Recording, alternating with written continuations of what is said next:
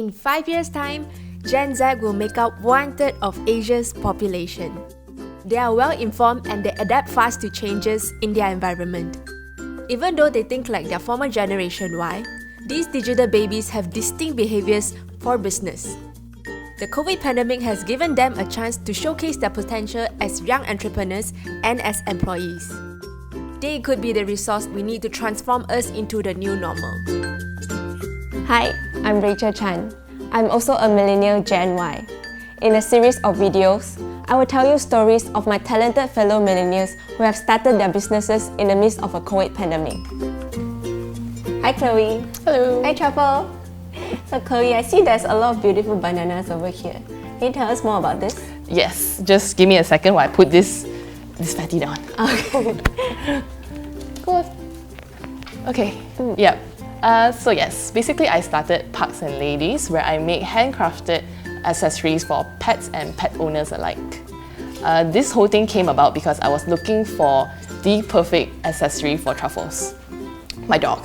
After going through a lot of stores and scrolling through hundreds of pages online, I just couldn't find the design that I wanted, so I decided to make some of my own. So the first thing I made for her was actually a bandana with some off-cut fabric that I have in my house. And then on that day itself, I took her to a park where we were stopped by some random strangers who wanted to tell me that my dog was very cute, and they also asked me where I got the bandana from. And that's where it sort of clicked to me that there might be a market for it, right? Later on the day, I found this Instagram page of this brand that's doing something very similar in the US who managed to get about 17,000 followers within 6 months. Wow. Yeah, and then I think from that point until now, which is about 2 months, she gained another 2,000 followers. So that's when I realized that there's something going on and there's a real market for it. So I went home and then I searched up the keywords on this thing called Google Analytics where you can look up at popular keywords, right? And then it seems like those keywords, pets, pet accessories and pet bandanas are generating a lot of traffic, especially in the US, in the UK and Australia. Because it seems like it's turning into quite a trend overseas, I think that it might be coming to Malaysia as well. Basically, I started sewing about 10 years back when I was 14 or 15 after years of convincing my grandmother to let me use her cast iron sewing machine. So she finally relented and I made some pencil cases and pouches which I then sold to classmates and schoolmates. After a few months, I gained enough to buy myself this machine. I actually commissioned my best friend to sell it for me. So she does the marketing and she goes out and convince people to buy it. And in return, I would give her about 5 ringgit for each item that she sold. Ultimately, I was called to the principal's office who told me that I can't do business in school because I don't have a business license. So I was afraid I was going to go to jail, so I stopped. You have launched this Park and Lady for about a week. And how many have you sold and who are the customers? Yes, so I launched last Tuesday and so far I have 12 orders and about 30 items sold. I would say majority of my customers are female, about 20 years old to 35 years old. And most of my current customers are actually from Singapore. Alright. How do you get into Singapore? I think it's because prior to my launch, I actually did this collaboration with a pet account in Singapore who I was following for months prior to this, and we had a conversation going on. So happened she was doing a giveaway to celebrate reaching a certain amount of followers, and she was looking for sponsorship. And I saw that as a good opportunity to say, hey, I can sponsor you one. So yeah, so I think that's how the Singapore audience got to know about me. So yeah. How much cost do you need to start up this business? Okay, so I already have a sewing machine.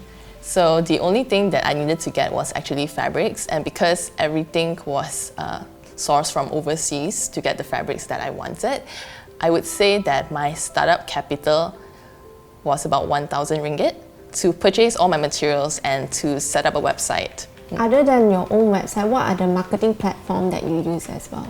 My main platform that I'm using currently is actually Instagram.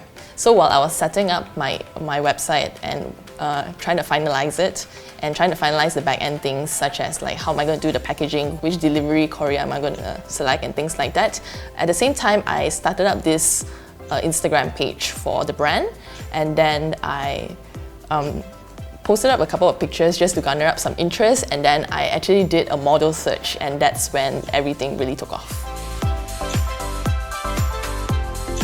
So you have started your business in the most uncertain time. What are the challenges that you can foresee and how do you overcome them? Trying to set up a business in the midst of a global pandemic itself is a challenge. But for me especially, the entire process has been a giant challenge because I am a design major and I am interior architect by trade, which means majority of my work is actually very front-end service-based if you think about it. So running a business is very back-end operations. Has a lot of things to do with back-end operations, which I have not have a lot of experience with. So things like trying to set up a website, trying to find the right audience, how do I market it. So yeah, the whole thing has been quite a journey. I think the biggest challenge so far is the fact that as a new business and a one-woman show, it's very tempting to try to do everything by myself. But after weighing out the pros and cons, I have decided that sometimes it's okay to engage professionals, especially for things that are really beyond my capabilities at this point in time, such as developing a certain payment gateway for my website and whatnot. So I'll leave those things to professionals so that I can focus on growing my business and to fulfill all this. How far do you think this business can go? Okay, so I definitely think there's a lot of opportunities for a homegrown pet accessories brand in Malaysia. So we're talking about locally produced goods with sustainable material, good craftsmanship, and backed by research for things like collars, leash, and pet beds, like specialty beds. So that's the direction, the far direction that Parks and Ladies will be heading towards.